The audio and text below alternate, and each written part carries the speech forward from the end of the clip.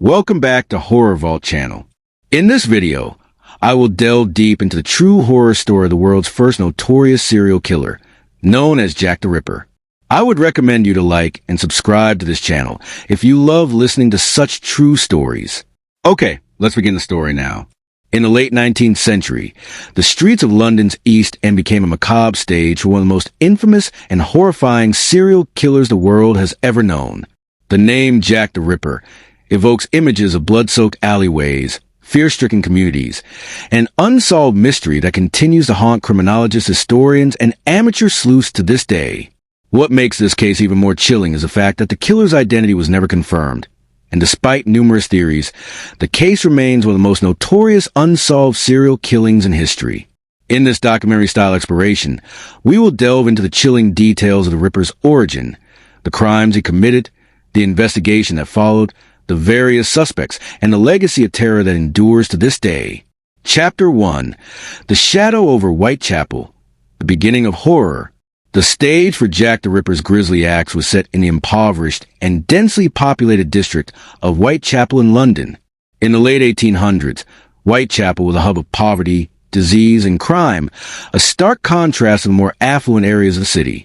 The Industrial Revolution had brought millions of people to London, but many of them lived in squalid conditions, struggling to survive. Among the most vulnerable were women, many of whom turned to prostitution as a means of survival. The victims, prostitutes of Whitechapel. The first known victim, Marian Nichols, was found on the morning of August 31st, 1888.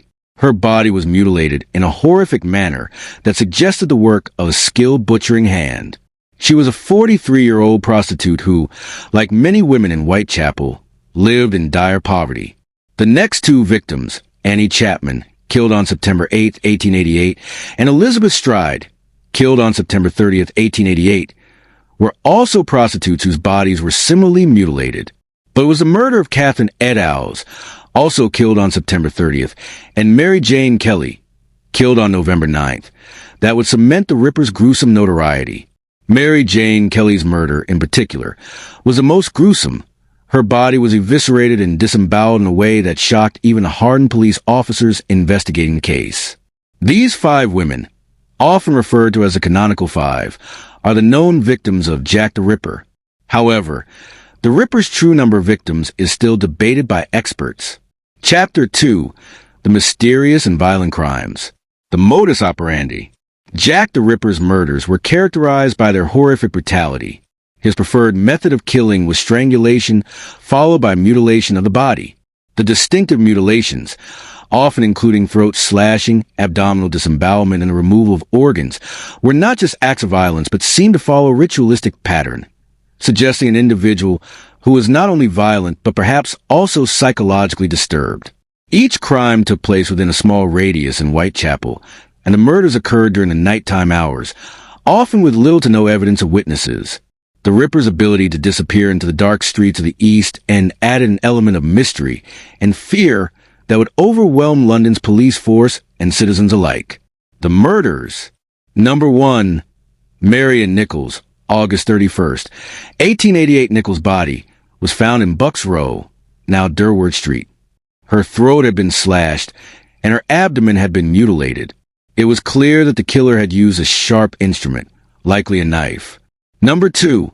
Annie Chapman, September 8, 1888. Chapman was found in the backyard of 29 Hanbury Street.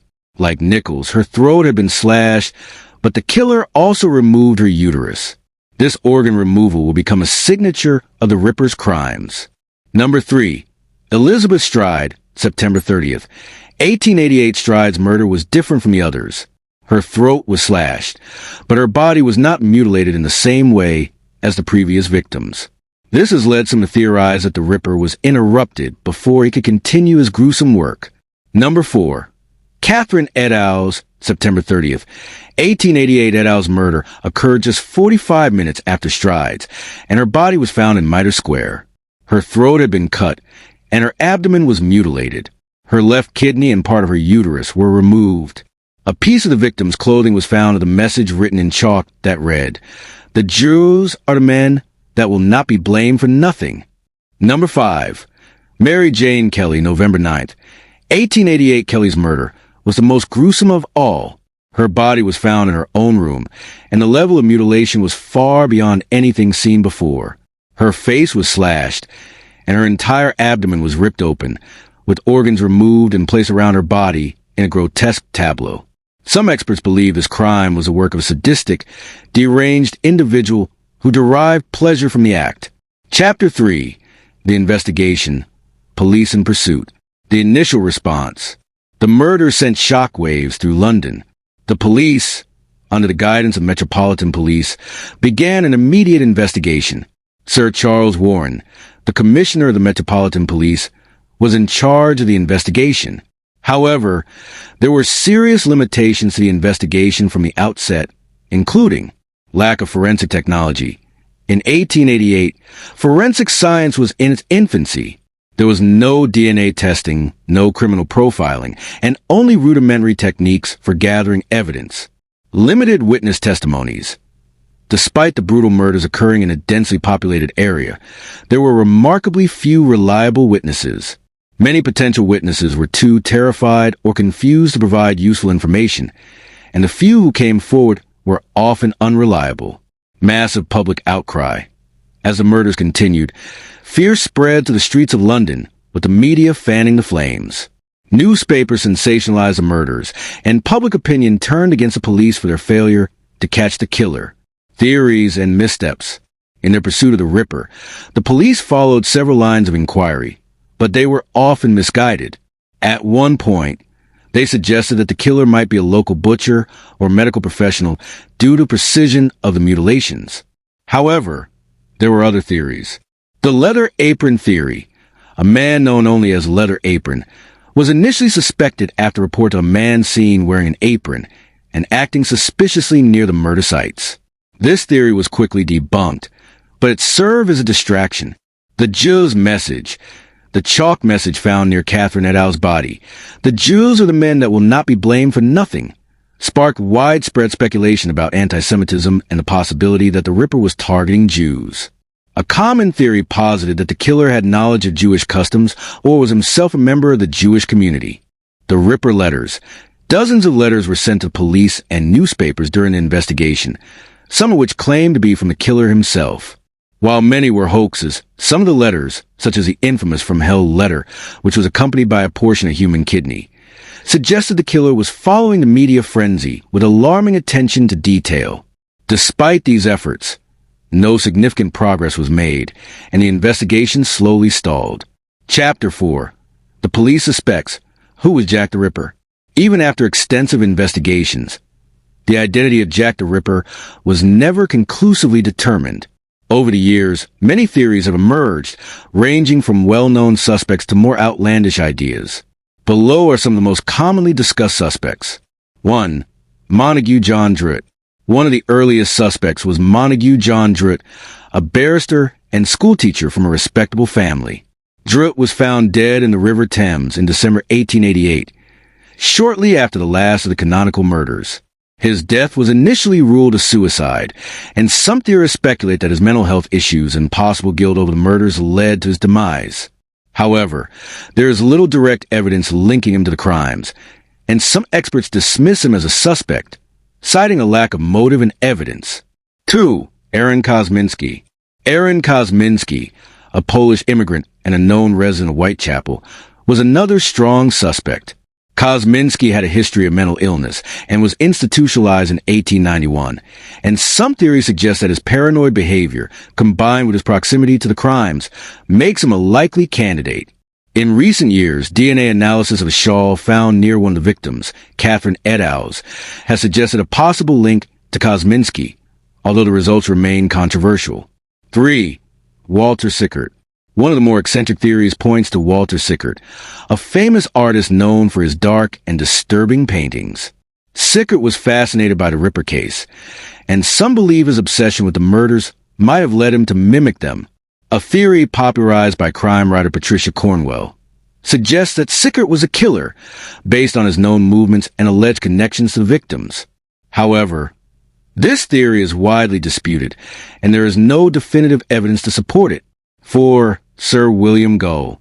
Some conspiracy theories suggest that the killer may have been Sir William Gull, the royal physician to Queen Victoria. According to this theory, the murders were part of a cover-up related to the royal family. This idea was popularized in the book From Hell by Alan Moore and later turned into a film of the same name. The theory posits that Gull, acting on order from the royal family, murdered the prostitutes to silence them regarding a royal scandal. There is no evidence linking Gull to the crimes, and this theory is largely regarded as fiction. 5. The theory of a royal conspiracy. Some believe the Ripper murders were part of a larger political conspiracy, perhaps related to a royal cover-up or an attempt to protect the royal family from scandal.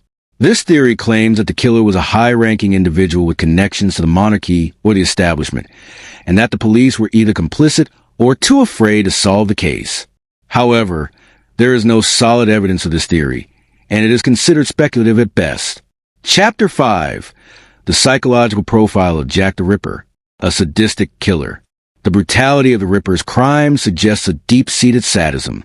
Psychological profiles of the killer, based on the nature of his murders, point to an individual who enjoyed inflicting pain and suffering. The mutilation of the victims, the choice of prostitutes as targets, and the ritualistic nature of the killings all point to a killer with deeply disturbed psychological tendencies. Experts suggest that Jack the Ripper was likely someone with knowledge of anatomy, possibly a doctor or surgeon, due to the precision of his mutilations. The removal of organs, especially the uterus, kidneys, and other internal organs, suggests a methodical, almost clinical approach to the violence. Additionally, the Ripper's ability to evade capture suggests that he was highly organized and may have been familiar with the geography of Whitechapel. He could move quickly and efficiently through the labyrinthine alleys and streets, eluding detection by the police. A sense of control.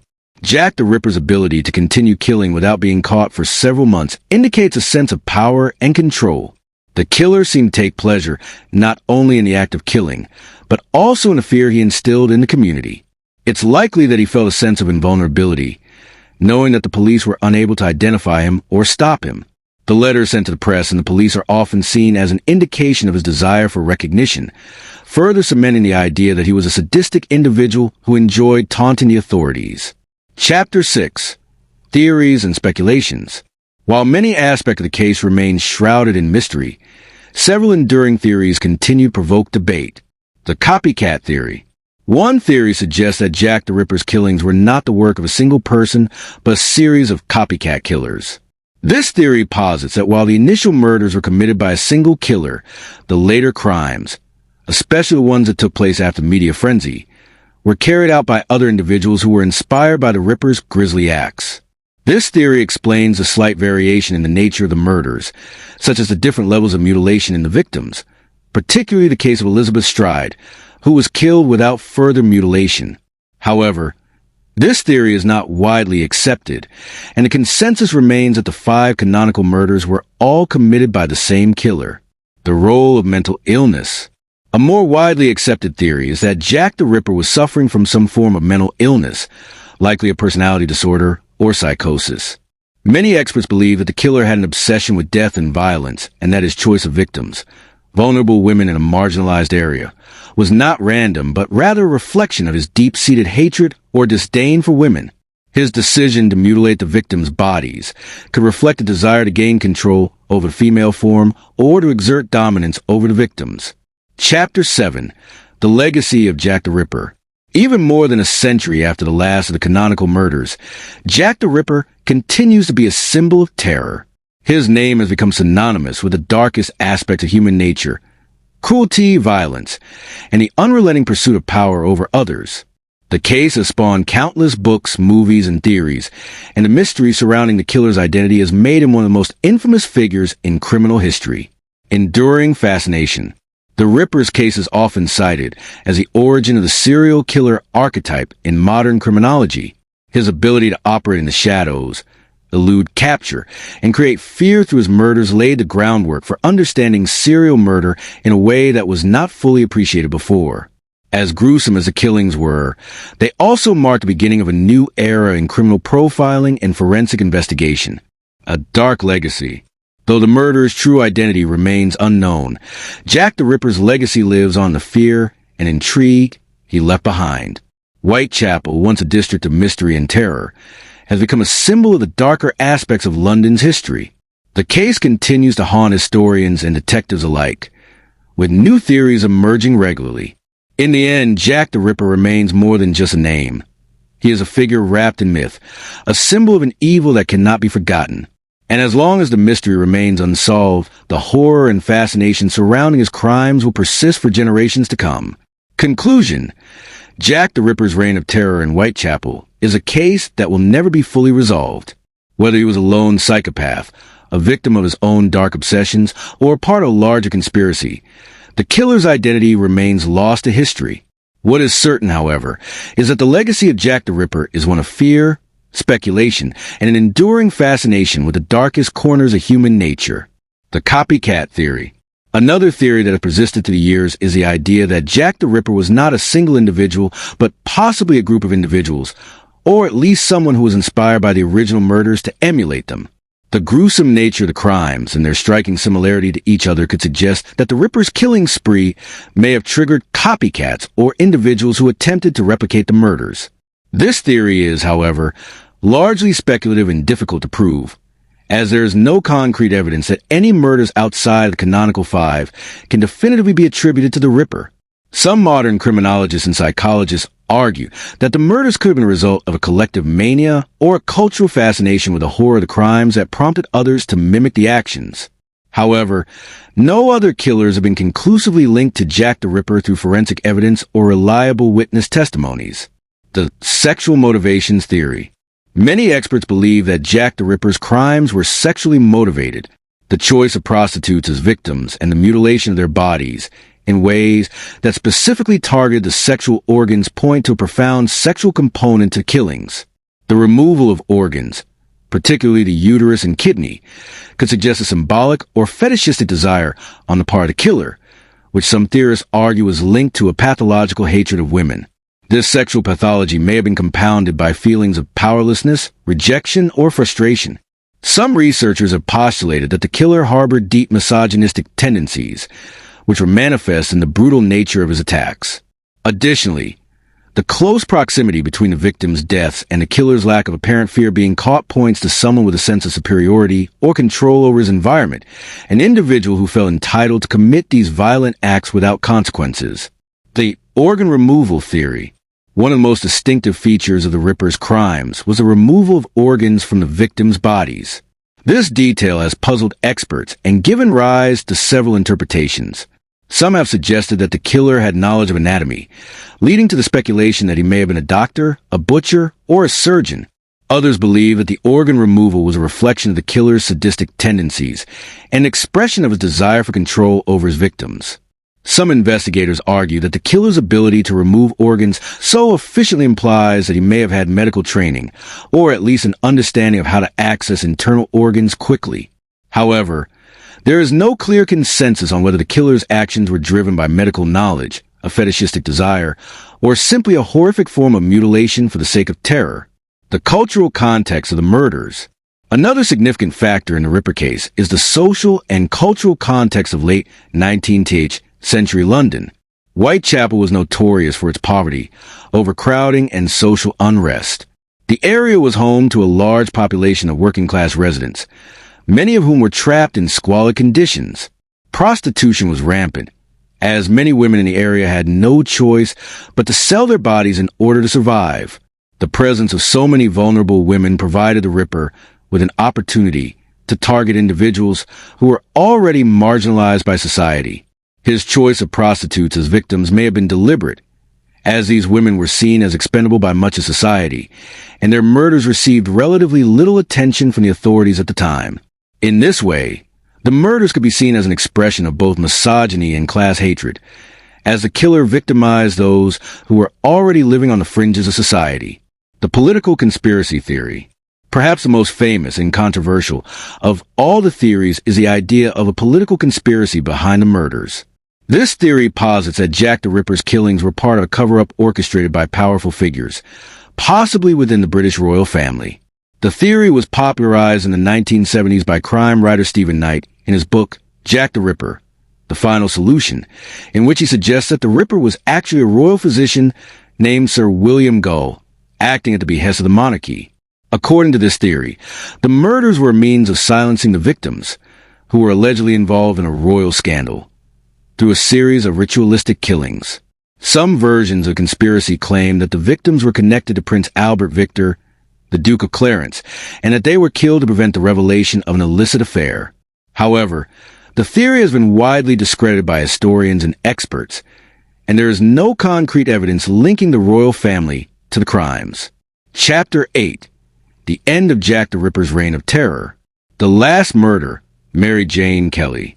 The last of the canonical murders occurred on November 9, 1888, with the killing of Mary Jane Kelly, a 25-year-old prostitute who lived in the heart of Whitechapel. Kelly's murder was the most horrific of all. Her body was found in her own room in Miller's Court, a small, dark alley. The level of mutilation was far more gruesome than the previous killings. Her face was hacked beyond recognition, and her organs were removed and scattered around the room. Some reports even suggest that her heart was missing. This was the final, most shocking act in a series of brutal killings that had terrorized London for months. After Kelly's murder, the killings stopped. Whether the killer was apprehended, died, or simply moved to a different location is still the subject of speculation. But the end of the Ripper's reign of terror left London with more questions than answers. The police had failed to catch the murderer, and despite extensive efforts to track him down, the case went cold. Chapter 9. The Unsolved Mystery. Theories persist. Jack the Ripper has remained one of history's most enduring and chilling unsolved mysteries. Despite numerous investigations, books, documentaries, and films exploring the case, the true identity of the killer remains elusive. The combination of shocking violence, the elusive nature of the Ripper, and the enduring fascination with the crimes has made the case a symbol of fear and intrigue. Theories persist. Over the years, new theories continue to emerge, and old ones are re-examined in light of modern forensic techniques. DNA testing, such as the controversial analysis of a shawl found near Catherine et al.'s body, has brought new attention to old suspects, but the results have been disputed. Some criminologists argue that the case will never be solved due to lack of concrete evidence, while others believe that technological advancements might one day unlock the mystery. One enduring theory suggests that the Ripper was a high-functioning individual, possibly from a respectable background, who was able to blend into society and hide his true nature. Another theory posits that the Ripper may have been a victim of his own circumstances, perhaps a man suffering from severe mental illness or an uncontrollable compulsion to kill. Chapter 10. The Legacy of Jack the Ripper. The legend of Jack the Ripper has had a lasting impact on popular culture, law enforcement, and criminal psychology. The case is often cited as one of the earliest examples of modern serial killings, and the fear and fascination it generated contributed to the development of criminal profiling and the study of psychopaths. In popular culture, the name Jack the Ripper has become synonymous with gruesome, unsolved murder, and the figure of the killer has taken on almost mythical status. Countless films, books, documentaries, and even stage plays have explored the Ripper case, often portraying the killer as a mysterious, almost supernatural figure. This ongoing cultural fascination reflects the case's lasting impact on society, as the name Jack the Ripper is still one of the most recognizable monikers associated with violent crime. For modern law enforcement, the Ripper case serves as a reminder of the challenges of solving serial murders. The case highlighted the limitations of investigative techniques in the late 19th century and underscored the importance of forensic science in solving crimes. The absence of DNA evidence in modern profiling methods makes the case difficult to solve, but has also influenced the methods used in tracking down serial killers today. In criminology, the study of Jack the Ripper has become a staple of criminological analysis. Experts have used the case to develop profiles of serial killers, particularly focusing on the psychological characteristics that may drive such extreme violence. The Ripper's precise and calculated approach to murder, coupled with his apparent lack of remorse or fear, has been a key focus in the study of criminal psychology. Conclusion: the elusive legacy of Jack the Ripper. More than a century after the murders, Jack the Ripper's identity remains a source of fascination and terror.